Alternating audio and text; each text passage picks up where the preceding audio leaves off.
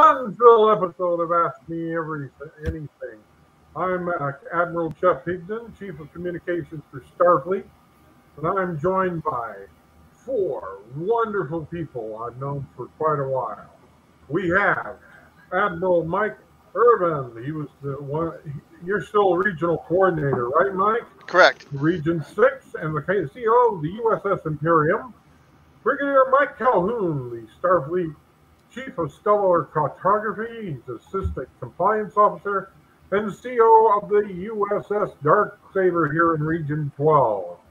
We also have the fantastic person in the form of Admiral Lucy Ferron Franck. She is the Vice Regional Coordinator for Region 3 and CEO of the USS Zavala, and of course a friend of ours. You know him very well, Captain Justin Fietzek, CEO of the USS Kraken over in Region 4. Welcome to another fun-filled episode of Ask Me Anything. Anyway, we're awaiting your questions, and we got a lot to cover, so why don't we go around the horn, starting with Mike. Tell us what's going on in the region, and I understand you've gone on some adventure yourself.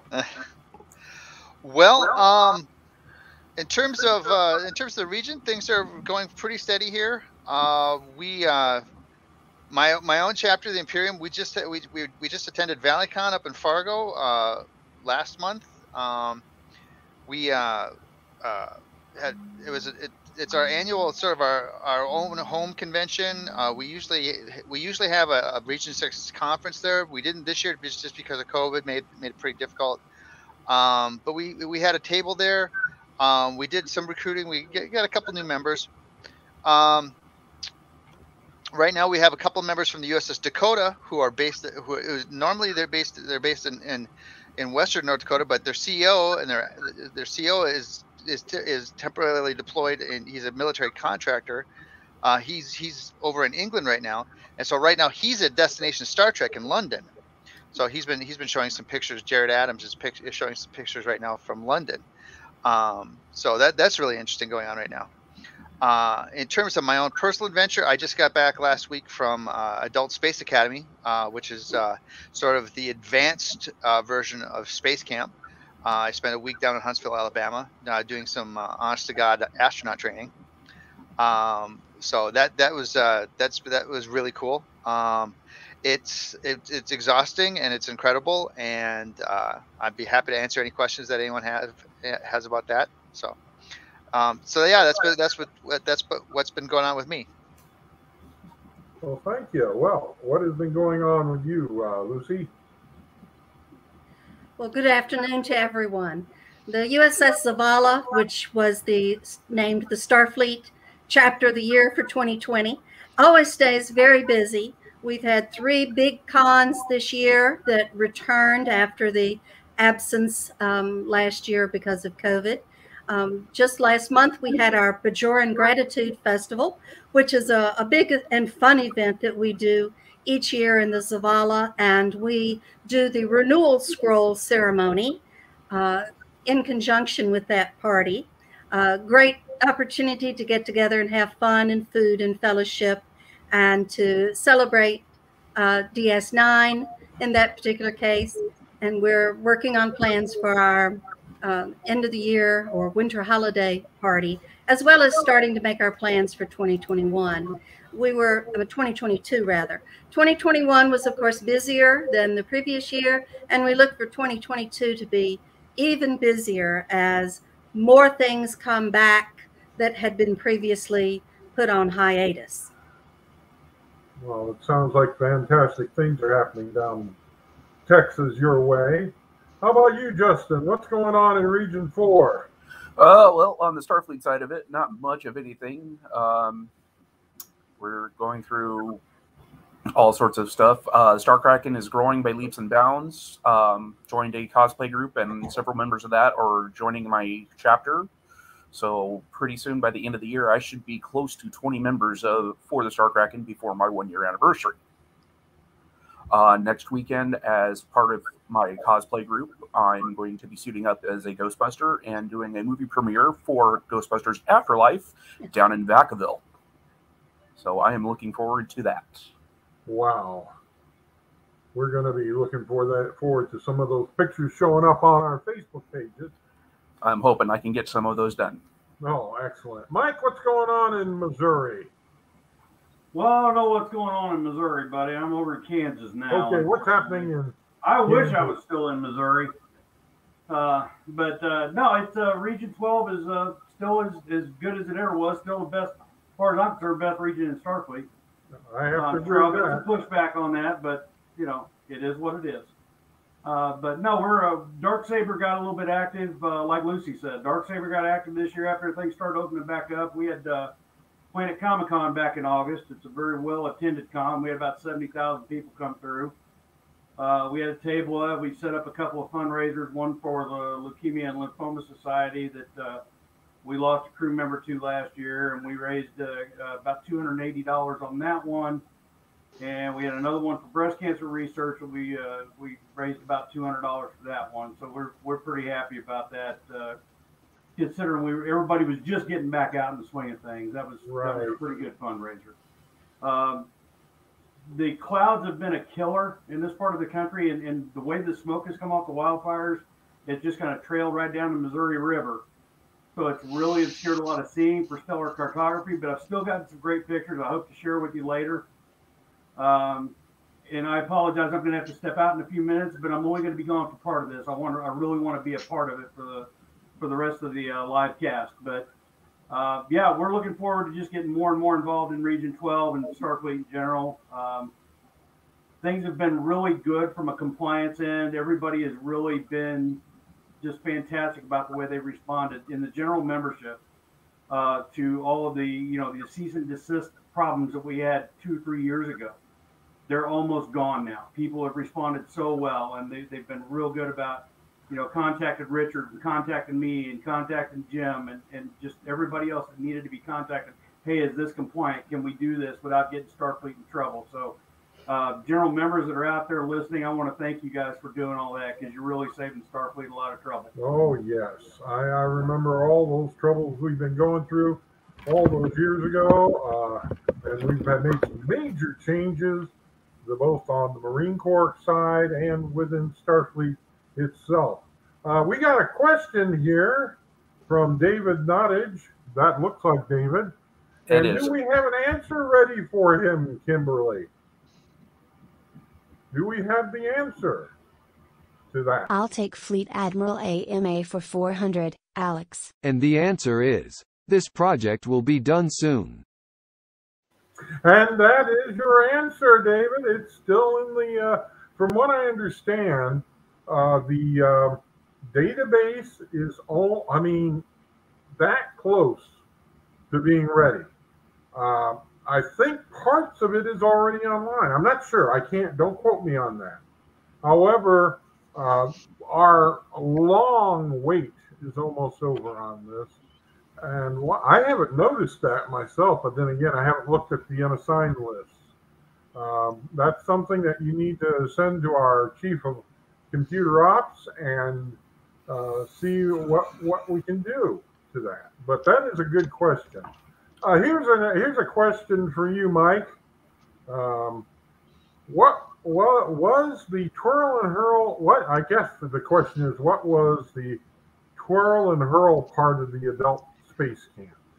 Well, I did answer that on in the chat online, but yeah, the multi-axis trainer is part of it. What Eric is referring to, it's a trainer that's based off the old Mercury trainer called the Mastiff, and it's 3 concentric circles that they spin on 3 different axes simultaneously, and the person sits in the center of it. And then you spin on all 3 axes simultaneously.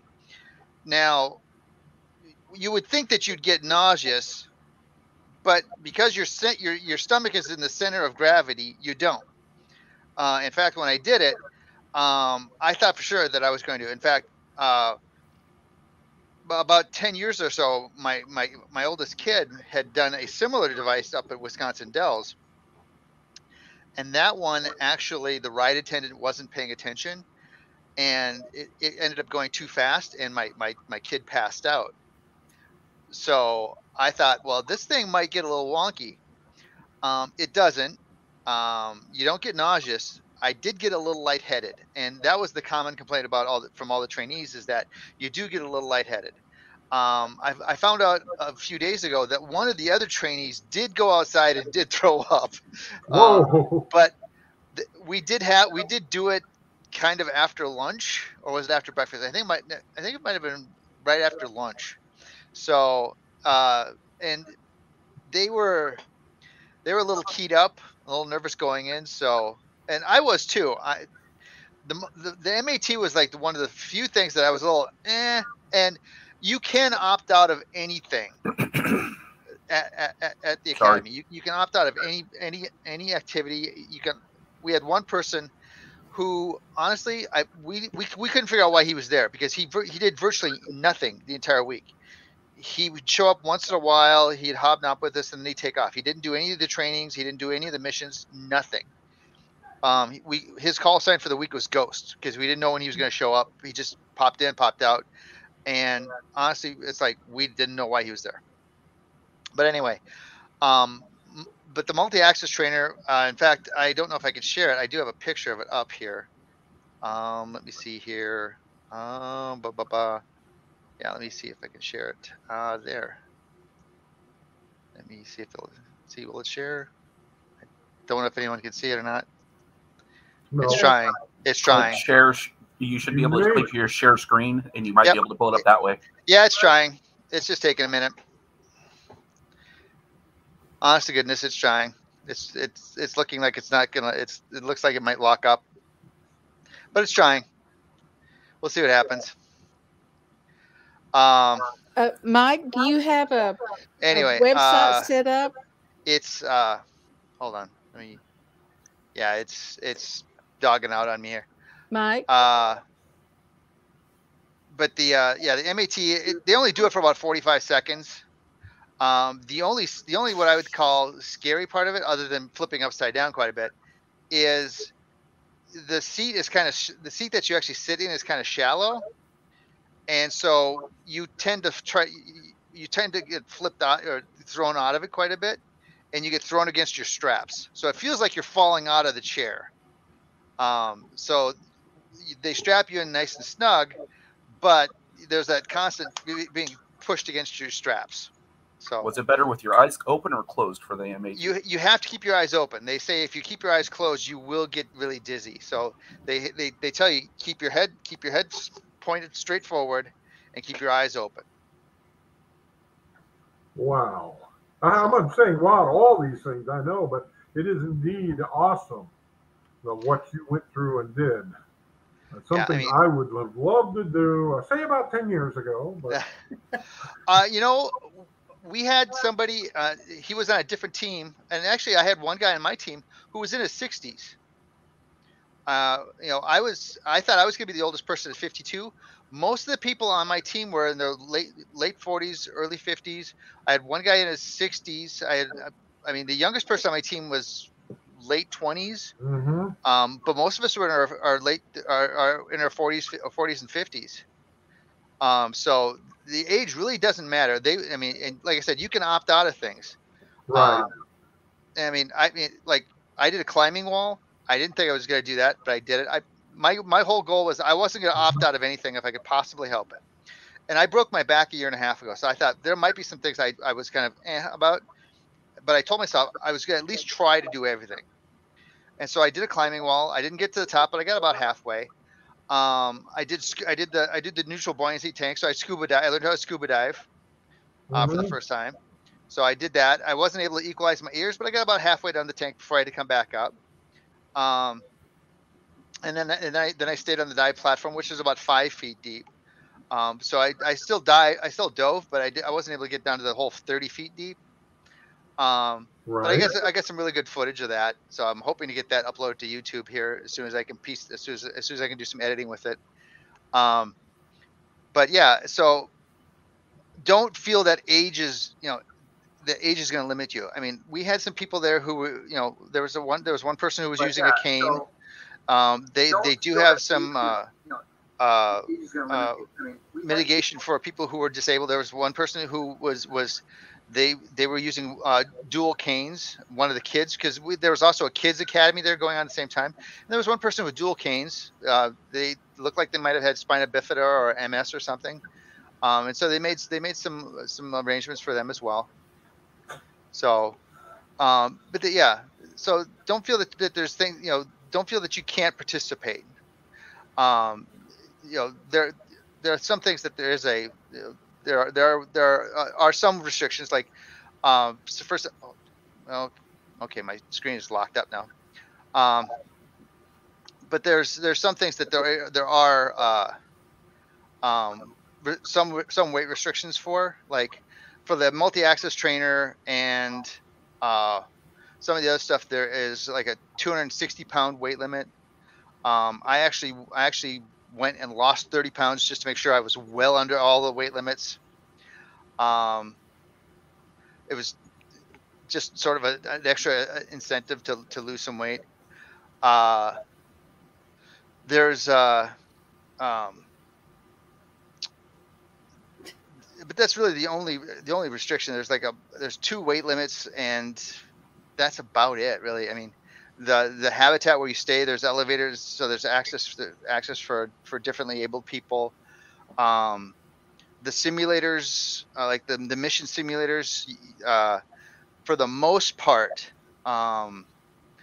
you can get at, well, the shuttle simulator is a little dodgy. You would have trouble getting into like the flight deck if you couldn't walk properly, because you do have to go into the mid deck and then climb up a ladder up to the flight deck. And then if you were going to do like an EVA, you would have to climb through the airlock and up into the payload bay. So that one gets a little dodgy. However, they do have several simulators that are just the flight deck, and so they can make arrangements for that as well. So if you were on a team where they needed to make an arrangement, they could.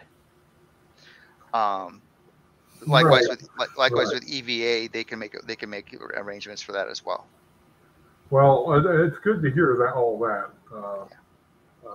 I mean, people more my age, I'm about 10 years older than you, can probably go and participate in some of the. Oh, definitely. Yeah, definitely. It's something that I would look forward to. Here's a question from Dave Nottage again. Where is the Starfleet budget? Well, that's not something I am privy to. I don't think Lucy is either.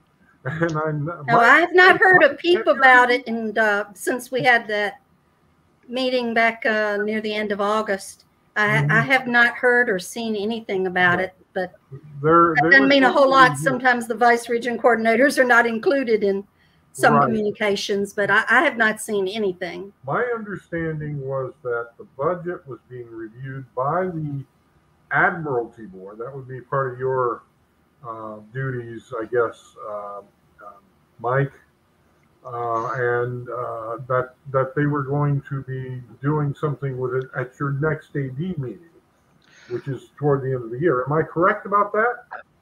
You are correct. However, I think what David's alluding to is that we have not seen a draft of it yet in order to get our eyes on it yet. David's the RC for Region 4.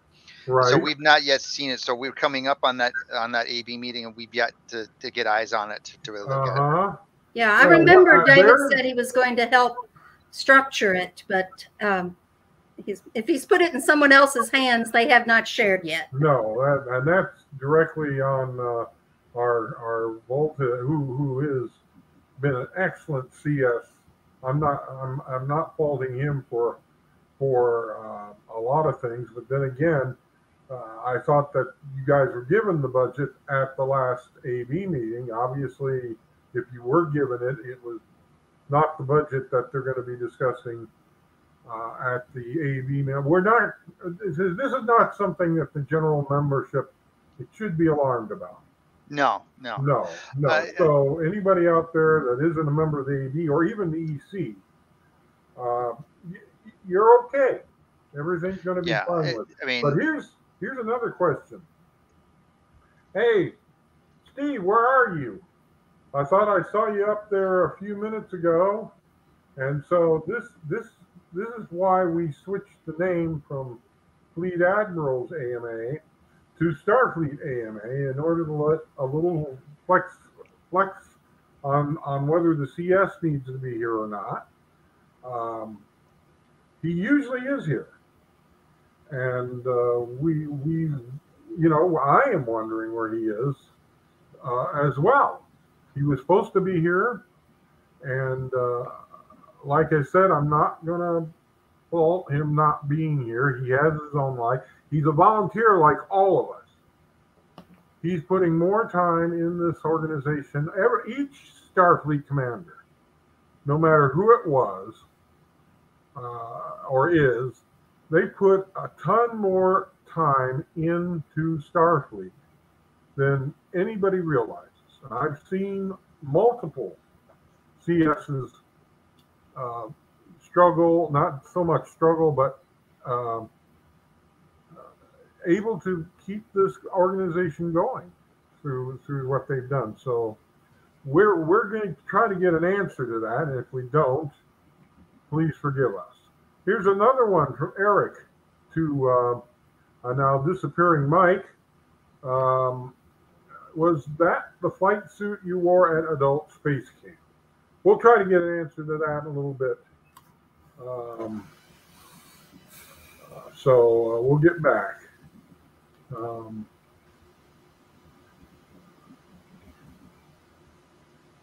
Why is the name on Facebook page Commander Starfleet International 2020? Very good question. I can answer that. Yeah, you go ahead. Okay, when he first started this, he made a Facebook page for it because the people were complaining that it was spamming the Starfleet members only group. So he made a Facebook, and it was in 2020. So we still use that as the base to launch it from, but it goes out now on other Facebook groups as well. It's just the name. It goes out on the members group. Right, it does now. And also, when I type it out, I put SFIs Ask Me Anything. Yeah, it's not just the Fleet Admirals anymore. Yeah, so, because we don't intend for it to go on past Steve's time. Right. And it's not just Steve answering the question. It's people like Mike, Lucy and Mike again, and Justin, and other people. Rob, our former Fleet Admiral, who asked this question, I believe has been on. And I'm going. So looks like I'm having a little glitch happening. Yeah. You're going on max headroom there, Jeff. This is a new camera, by the way. To answer Eric's question, this is not the flight suit I wore. This is a crew jacket that I picked up. So I did wear this over my flight suit a couple days because it was very cold in Alabama. Yeah, it was in the 40s. I was expecting the 60s, and it barely got above the 40s in Alabama. And if it is anything like northern Mississippi, and that's North Alabama too. Yes. Anything like North Mississippi, it's going to be really cold, colder than it is. So yeah, they actually forgive me for the glitches happening. They actually canceled one event. It was what was called the Pamper pole. That's where you climb up a telephone pole and then jump off the top, and then you're basically caught by your friends or by your teammates, who you're belayed to. They canceled that because of the weather, and they nearly scrubbed our rocket launch, our model rocket launch, because each team built a series of rockets, and so they nearly canceled that, but the weather cleared out just long enough for us to be able to launch our rockets. Okay, Tim, I'm going to have to back out for a few minutes. I'll be back in. I just want to make sure this is just a glitch on my end and not something from you. Looks like your video card is frying out there, Jeff. Yeah, is it the same? You're getting glitchy? Yeah. I mean, all over the place? Yeah. Okay, I'm going to back out. I'm going to leave this in the capable hands of Kim Donahue. And then I will be right back. A lady said my name correctly at the doctor's office the other day. I nearly hugged her. Hey, you think you got it bad? Oh, please. I miss being a Brooks so bad. I mean, I automatically say Donohoe. There was a sale on O's that day, you know. Lucy, did you see that message? Yes. Okay, good.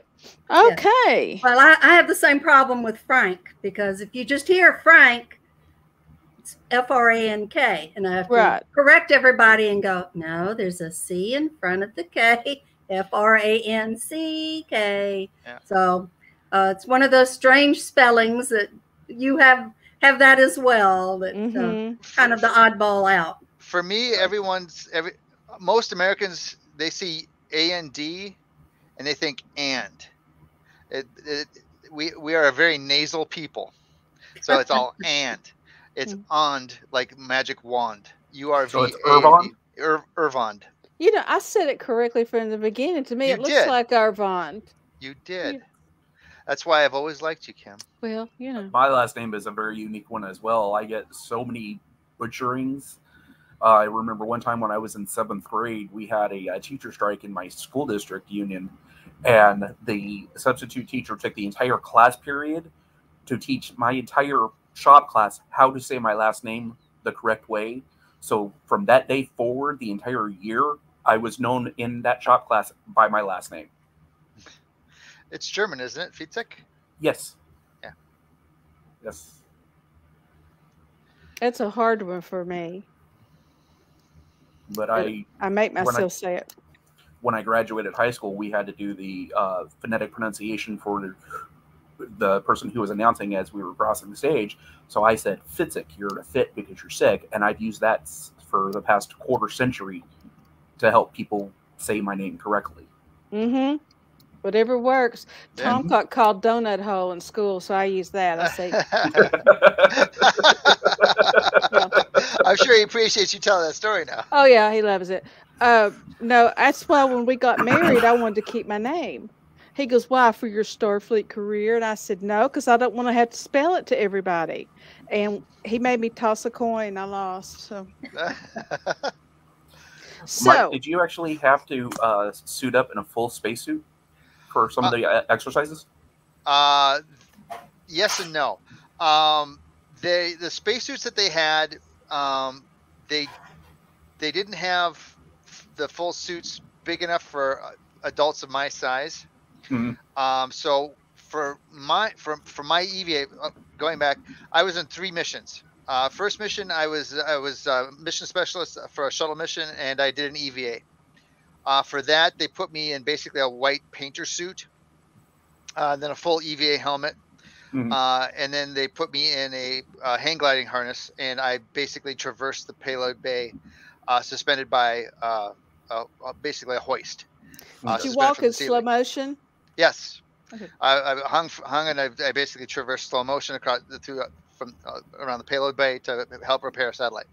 While my teammate, who was in a full spacesuit because she was smaller than I was, she had the full bulky suit on. She was on the end of the Canadarm, working on the satellite as well. And then the third mission, I was commander of a Mars mission, and that one I also wore the painter's suit, but only because the bulkier suits were at the cleaners. They did find one that would have fit me, but those were at the cleaners. They had one that it was the top for one of the bulky suits. However, I gave it to one of my teammates because I thought he was going to be doing more EVAs than I was going to be. Turns out that was not correct. I ended up doing more EVAs than he did. The mission got a little wild. We'll just say that. And I ended up on the surface more than he did. But I ended up in the white painter's jumpsuit for that mission as well. But the helmet is basically attached to almost like a pair of football pads that they connect, and then the suit or the painter suit goes over the top of it and then zips up. But if you're small enough, they do have a full suit, a full EVA suit that they'll put on you. Being a Star Trek fan and putting on the bubble helmet, what was your feeling? when I saw myself, because you don't really think of it until you catch a glimpse of yourself. When you put it on, you're thinking, okay, this is pretty cool. But when you see yourself and you see that iconic image of the white helmet, just like a shuttle helmet, the shuttle EVA helmet or the Apollo EVA helmet, and you see that and you just like, ooh. And there was a moment during the Mars mission where I get caught in a sandstorm, and I'm thinking to myself, this is just like SETI Alpha 5. Because the sand's blowing and I'm getting knocked around, and finally I get knocked over and a piece of a solar array hits me, and I'm like, this is SETI Alpha 5. And I'm sitting there in my spacesuit and the whole way. And yes, Eric, I did wear a Snoopy hat. They do put a Snoopy hat on you. So and you talked about that, and I immediately thought of the book by Andy Weir and the movie with Mark Wahlberg. Yes, I got Watneyed. I got Watneyed. That's a great movie. I love that movie. I watched The Martian on the way back from Alabama, and Wow. I watched the movie Marooned on the way to Alabama. Two classics now. I mean, I watched that movie Maroon when I was a kid. It was very well done. And then The Martian, about a year ago is when I first saw it. And man, that was an awesome movie. Yeah. And the book is so much more into detail than they were able to show in the movie. Yeah. And I mean, for our Mars mission, we actually we had a base that was already pre-landed, just like you had the Ares 3 base. We had the Mars Elysium base, so we had the MEB, and it was pre-landed. So when we landed our Altair lander on Mars, our base was waiting for us. So we just had to go there. And no, I did not get stabbed with an antenna, Eric, but I did have a solar array land on me, and I had to get unburied from the sand and the solar array. No, but when we got there, we had to. My digital data technician and my plant and regolith officer, my botanist, they had to set up the communications array while my pilot and I had to transfer our excess nitrogen and oxygen from our lander to the base, so we'd have breathable atmosphere on base. So we were doing that, and we had all sorts of anomalies happen because the trainers are sadists, and they will throw anomaly after anomaly at you. Both my team on the surface, and then there's another team of astronauts in a base around Phobos, a space station called Urano Space. And so there were medical anomalies on the base, and there was also medical anomalies at Mission Control, and that's how I got my call sign, my official space camp call sign. Our Capcom, who was my EVA partner on our first mission, she started acting all sorts of strange right before our Altair landed. And I looked at my pilot, and he looked at me, and was like, "Okay, we have an anomaly coming up."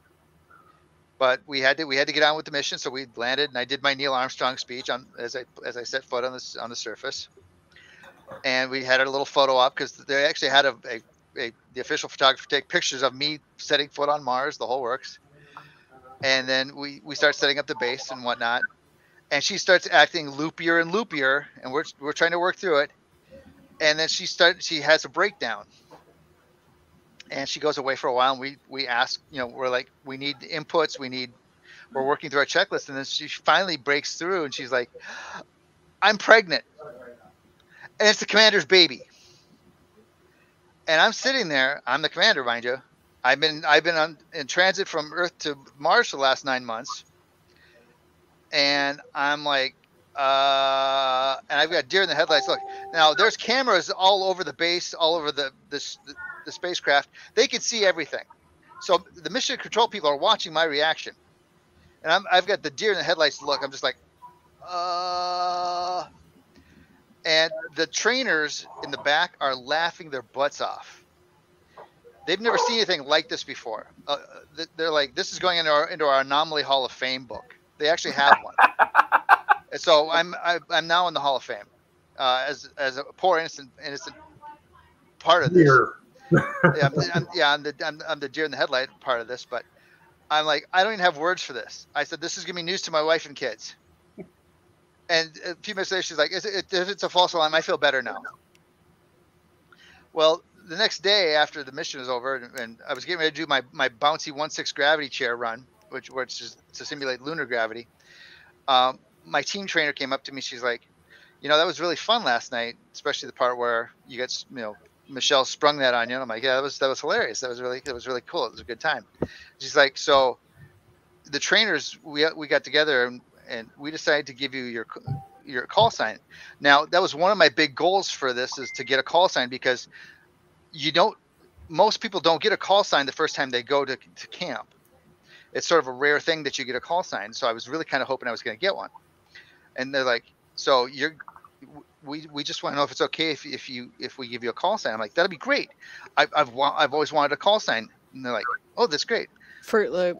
Nope. It's like, would you mind if we call you Commander Baby Daddy?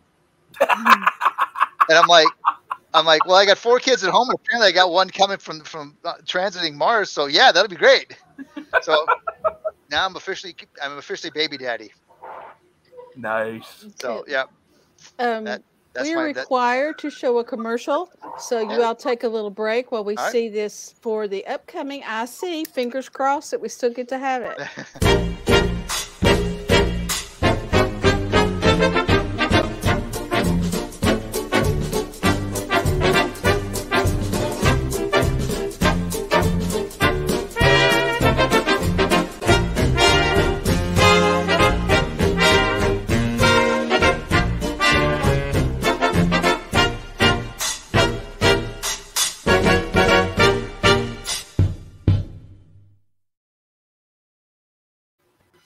We hope to see you there at IC, everyone. It's going to be a great time. And if not, we'll see you here. Well, I'm planning on being there. Yeah, I'll be there. I'm still registered, I guess. I registered 2 years ago, and I didn't ask for a refund, so I guess I'm still registered. If things keep going the way I'm hoping they're going, I'm going to be doing a virtual visit.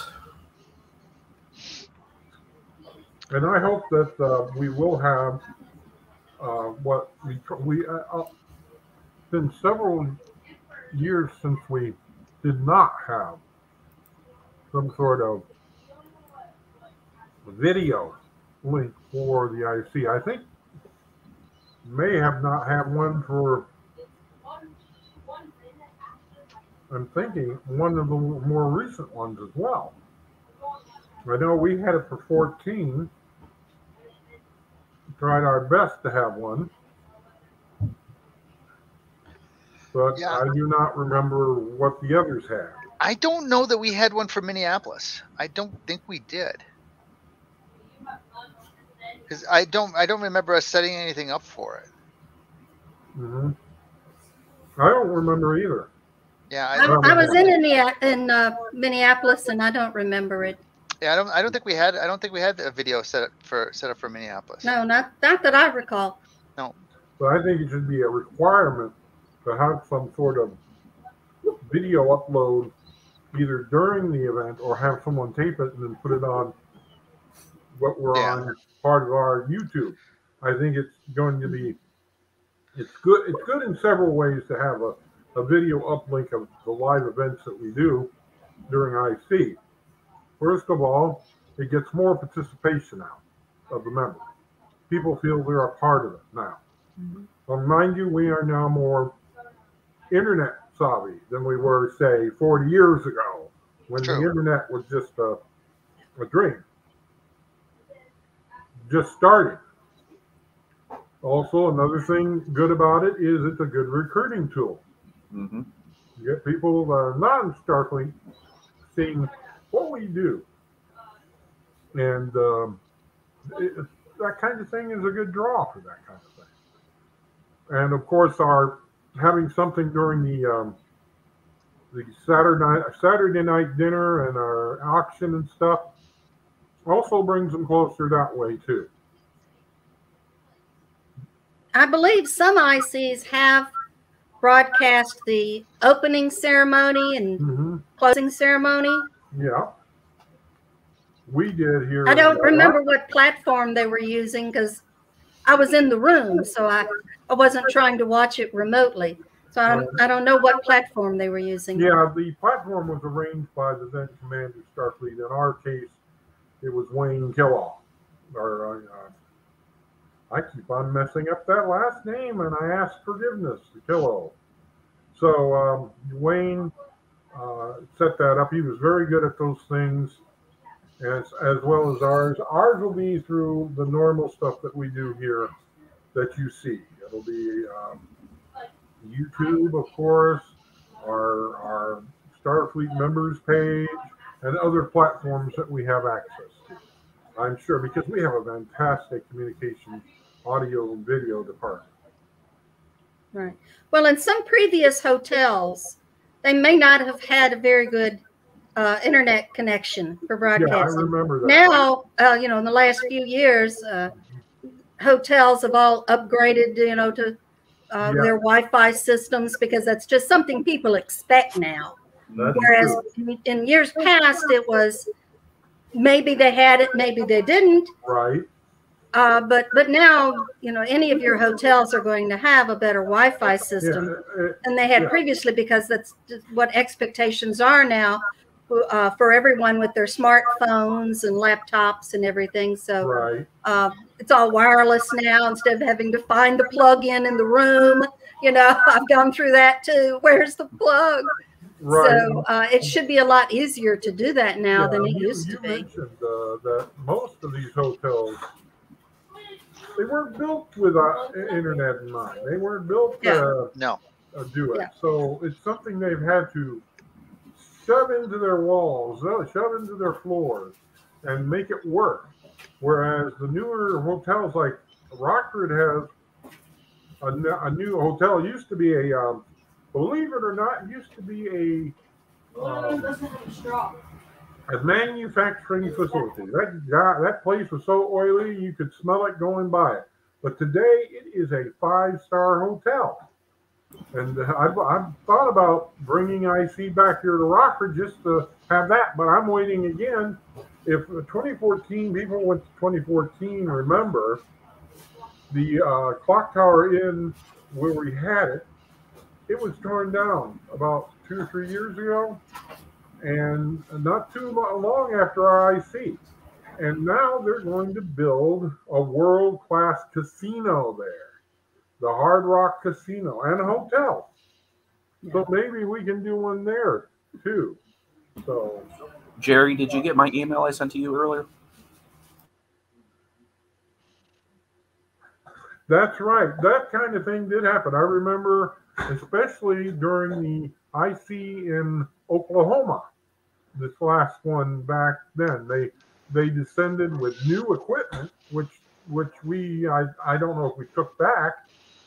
My impression was we gave it to them, but we were the ones that supplied it, so the Wi-Fi could be boosted. They didn't have a good Wi-Fi back then. I remember that happening. So, things are different now. Mm-hmm. One of the things that should be a requirement is to having Wi-Fi and a way to broadcast over the internet. We were lucky to be able to hard attach our cameras and computers in that room that we were in. So it's not impossible. I can tell you, we had a lot of fun with having a camera going around. I do remember in 19, I think Mike Garcia was broadcasting via Facebook from, I think it was the IC that he was broadcasting some of the general sections from. Yeah. Could be. Could be. I remember my first IC was Kansas City. Right. I actually had people come up to the camera, and I'm at home, mind you, and they said, hello, Jeff. I know you're out there watching this. And that was hilarious. It was fun. And every once in a while, I think we need to do something like that. Call out somebody who's not there that you know is watching. That's the great part of IC. coming up after everything's done. One of the EC meeting members of the time did that to me, called me out. And me and my family were rolling on the floor because of that. But let's look at the comments and questions that you still have. We got a little bit more time that we can do things. Our European hotels are good with, they are good with internet? I don't know. It's been 50 years since I've been in a European hotel. I was about 11 years old, so I wouldn't know since the internet wasn't around. But I bet you a lot of them that have been built since the beginning of this millennium are. I bet you anything. And even those that are still out there that cater to people that have laptops, that have computers that they walk around, our tablets and our phones, they're going to have some sort of Wi-Fi out there. Jeff, did you just pull a back in my day? Yeah, I just pulled it back in my day, before your day, actually. I said about 50 years ago. You were about 2 or 3 years old. I was 2. In Germany. I was 2. Matter of fact, here's a strange thing. I like to tell this story. I was 11 years old in 1969, and my parents, we'd already been in Germany for 3 years, and he was scheduled to return to the United States, be transferred back, and we had actually sent all our things. So we rented a TV to watch the moon landing. Yes, I was in Germany when the Apollo 11 happened. In fact, I was at Bitburg Air Force Base. Now, if you know anything about the Apollo 11 astronauts, you know Buzz Aldrin was stationed at Bitburg in the 1950s. So here I am, base housing Bitburg, watching the moon landing. Buzz Aldrin, second man on the moon, was stationed at Bitburg for a while. I didn't realize that for many, many years, but I thought that was neat. Now, I was at a place that one of those moon walkers that were up there had been at. I thought that was neat back then. I'm 11 years old thinking, wow. So, but now I'm much older than that, and I still think, wow, like what you did, Mike, going to that space camp, that is awesome. And we try to do things like that to bring us closer to, watching William Shatner go up in that thing for like 11 minutes was an awesome thing, both for him. I know it was for him, the way he came out of that capsule, and for Starfleet, because we were contacted, and a couple of our leaders, not me, but were interviewed. One by the BBC, and the other one was by this new channel called Fox Weather. I don't know how they were going to fit this into their weather news cycle, but Dennis Rayburn was the interviewee for that one. And I recommended Dennis only because he's had experience in this kind of thing. He has been interviewed before, so he could handle it, and he did fantastic from what I understand. There are other things that we can do to get closer to we don't need to go into space. Technically, we're in space. We're on a ball in space, right? Mm-hmm. We're on the Earth. But going into space, a lot of us, very minute of us, is going to go get that chance to go. How long does it have? How long does I have for taking the data test? Oh, you're talking about the Starfleet data protection test. Data protection test. You need, if you're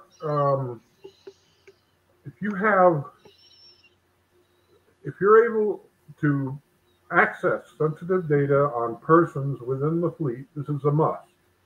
If you don't even see the database outside your own stuff on it, you don't need to worry about it. You need to take it ASAP. Once you're a member of the command staff, say you become the executive officer or commanding officer, anybody Excellent hire. Data. Yeah. OICs, RCs, has to get done, and they will give you time to do it. But you take 101 and 102. Now, there is a 201, but that's credit for taking a test. It's a refresher. That's not the refresher. That's taking the test. Say you take a test through. Oh, that's correct. Yeah. Through your job. Through work. Yeah. Yeah. Through work. You can get credit for that, although it doesn't count. A year later, you take 2021. That's what they call this test right now. Yeah. You'll have only a few months, maybe a month after your first anniversary to take that test. I think it's 30 days. Yeah. 30 days either side of your anniversary date of when you took the first one. When I found out about it, I jumped on it. I took all the CEOs need to take it, and XOs. Yeah, I would recommend, if you think you want to become a commanding officer in the future, take the test. Do it. If you want to become someone that will, you want to see who isn't attached to anybody, because technically that's sensitive material as well. Take the test. It's a requirement. I'm going to have to retake a test in a year. Yeah, I've got my first anniversary. I think I think I have to take my 2021 now.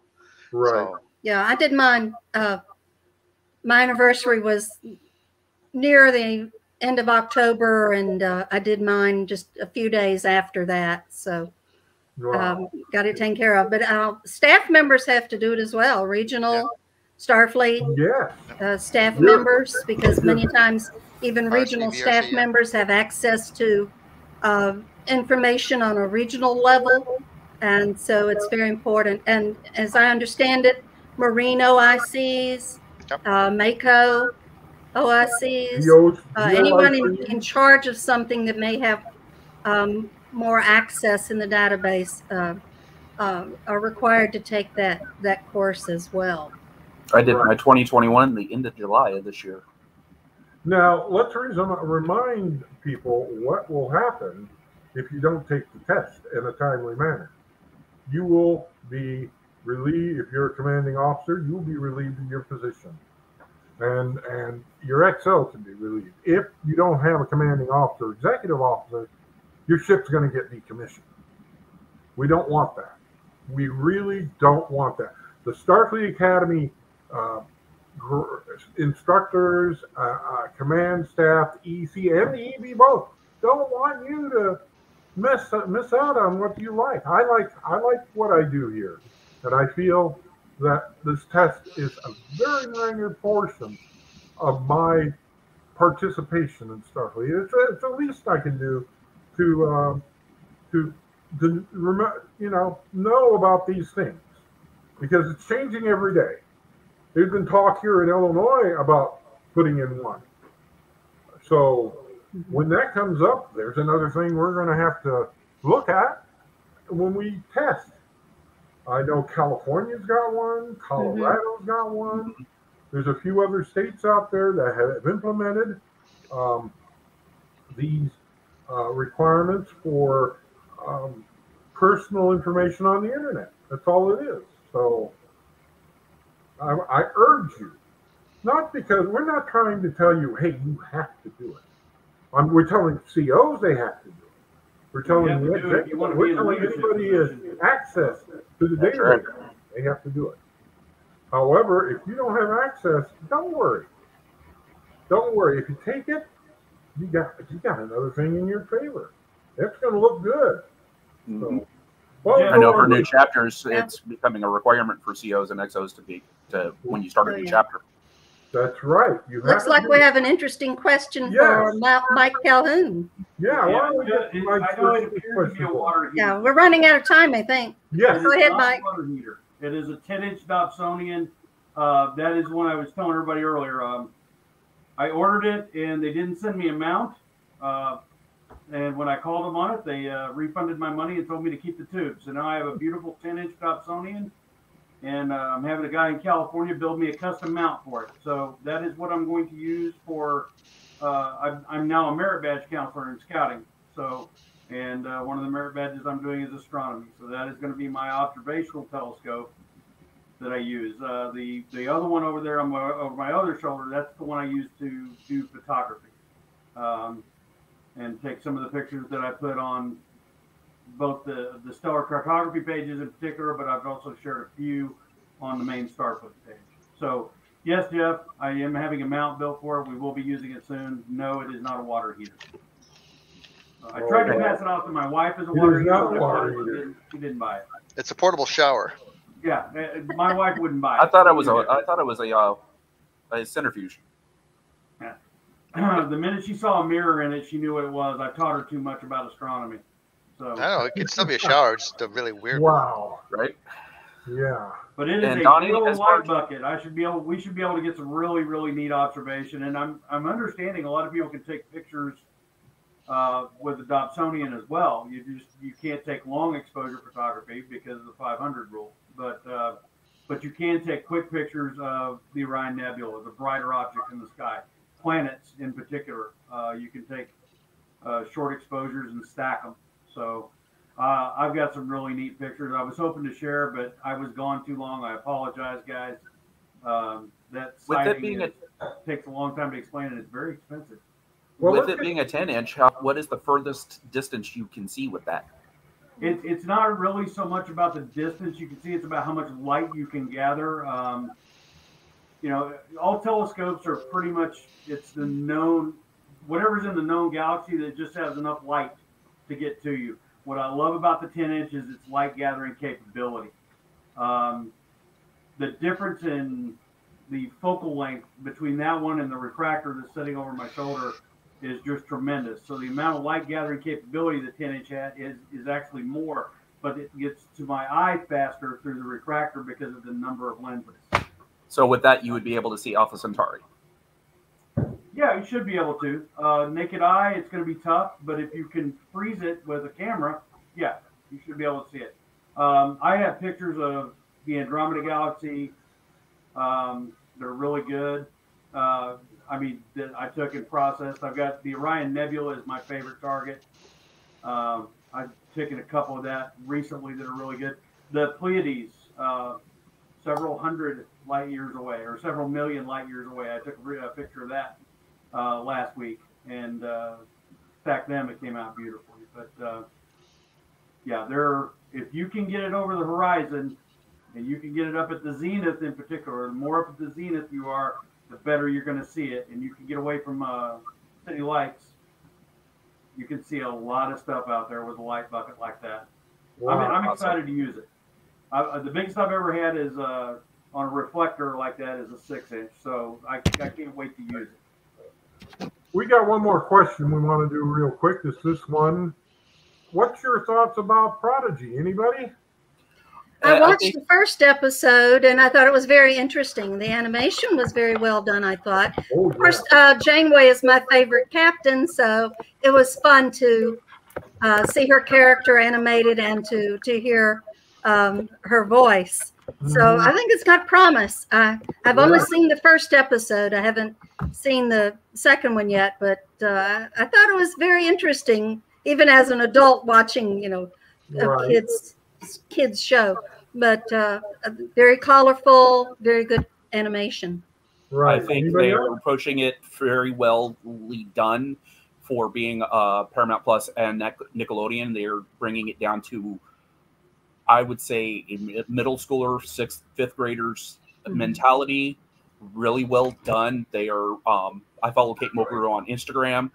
They are doing little segments about why they are doing this particular episode. So they're doing a little bit of an educational aspect to it. And overall, I think the writing is well done. I'm waiting to see how they develop the characters a little bit more, especially with the Captain Dell. There's some intrigue that they're showing in the writing that I'm waiting for them to delve out.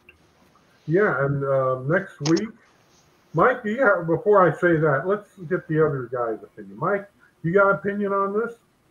You know what? I'm a Star Wars fan too, and I didn't watch the animated Star Wars shows until just in the last few years.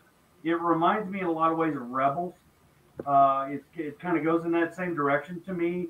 The animation is it's a lot more similar to Rebels. And I'm not. I think I was telling Pip, it's childlike. It's not childish. Childish implies a negative. There's a negative connotation to that. I think Justin hit it right on the head. It's toward that younger demographic. And you know what? There's nothing wrong with that, because if Star Trek's going to live, we're going to have to expose it to younger people. It can't be just a bunch of 50 and 60 somethings sitting around talking about Star Trek and how great it was back in the day, Jeff. Back in the day. So. Oh yeah, I know. Back in the day, we have to evolve. We have to evolve our franchise for a younger generation. We cannot keep it so back in the that's days. kind of where I am. It's not my thing, but it's not bad, and I think it's well done for what it's aimed at. Mm-hmm. So yeah. I agree with Mike. Yeah. How about you, Mike Urvand, our admiral and space camp cadet?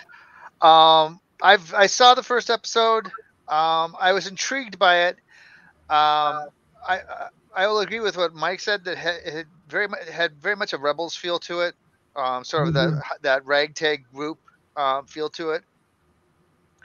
I'll be intrigued to see how they get more into when they get more into the whole Federation and Starfleet of it, because right now it's very much an outsider feel. They've already teased. I mean, it's not really a spoiler because they've already announced that Robert Beltran's coming back as Captain Chakotay. So I'm looking forward to that. Yeah, so there's going to be contact with Starfleet in some way, shape, or form. Right. So I'm looking forward to seeing more of Prodigy. Right. It has been renewed. So yeah, they've already renewed for a second season. So I'll be interested to see how it progresses and how they integrate what we know of Starfleet and know of the Federation into it. But it's had an intriguing start to it. And let's not forget that Discovery starts their 4th season next week. Yep. Yeah, I'm looking forward to seeing what the 32nd century looks like. First time in almost 20 years we have 2 Star Trek shows on at the same time. Yeah. Right. 3 actually, with Lower Decks. Yeah, Lower Decks will be coming sometime in the middle of next. And then Picard later. Yep. I mean, this is the best time, I think, to ever be a Star Trek fan. Or a Trekkie. This is the best time where there's so much Trek out there. We could not ask for more. There's so much going on. And I say that to people at our conventions that we had when they'd come by our booth and say, look, this is the best time ever to be a member of Starfleet. And it's because there's so much Trek going on to talk about. And it's just not Trek either. Here, look at Disney doing Star Wars stuff. I mean, soon we're going to have Kenobi on. They've had Rebels. Next month we get the Book of Boba. Yeah, Boba Fett. Oh, I'm looking forward to that. Show. Several others have had their own show. They're thinking about bringing Darth Vader in his own limited run show. Hayden Christensen has said he is coming back in Kenobi and likely Ahsoka. Oh, wow. Well, they've already announced he's coming back for Ahsoka. It's official. I didn't know about the Ahsoka, but I knew about him coming back as Vader for Kenobi. Yep. And Ray Parks is coming back for Kenobi. Is he really? Well, people, I'm sorry to say that our time has whizzed by. I want to extend my appreciations to our 4 guests here. Lucy, Ferron, Franck from Region 3. Justin, I always mess up your last name, you say. So what is your last name? The correct German pronunciation is Fietzek, but the American pronunciation is Fietzek. You're in a fit because you're sick. Okay, well, I like Fietzek, to tell you the truth, Justin, so we'll use that. Justin Fietzek from Region 4. From Region 12, my region, Mike Calhoun, and my good friend Mike Urvand, Space Cadet Galore, here with us. My name's Jeff Higdon. I'm the Communications Chief for Starfleet, and I want to thank you to being part of Ask Me Anything. Next month, we have another one coming up. It will be our Christmas edition, so be here. Thank you again to Kim Donahue, our producer, and our Commander Starfleet, wherever you are. Until the next time, Live long and prosper. Peace and long life.